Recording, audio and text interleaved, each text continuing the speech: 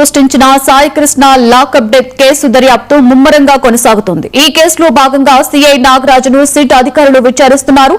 Arrest నుండి కస్టడీలో జరిగిన పరిణామాల వరకు పలు కీలక అంశాలపై ఆరా తీస్తున్నారు.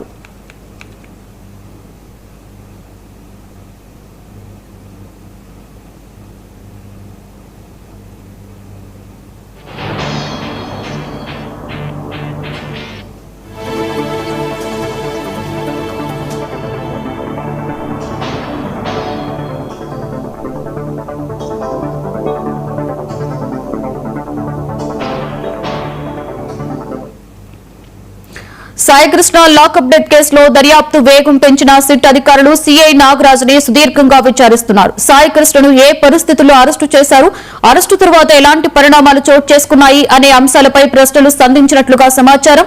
సాయి కృష్ణను ఎవరి ఆదేశాలతో అరెస్టు చేశారనే విషయంపై కూడా సిట్ అధికారులు ఆరా తీస్తున్నారు. దీనికి స్పందించిన CI Nagaraju non bailable warrant కేసులోనే సాయి కృష్ణను అరెస్టు చేసినట్లుగా విచారణలో వెల్లడించినట్లు తెలుస్తోంది.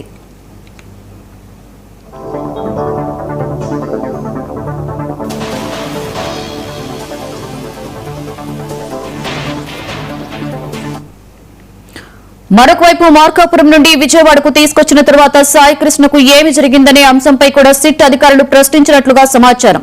కస్టడీలో జరిగిన ప్రతి పరిణామాన్ని నిశితంగా పరిశీలిస్తూ వాంగ్మూలాలు నమోదు చేస్తున్నారు.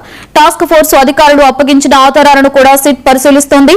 వాటి ఆధారంగా కేసులోని సంఘటనల క్రమాన్ని విశ్లేషిస్తూ బాధ్యుల పాత్రపై దర్యాప్తు కొనసాగిస్తోంది.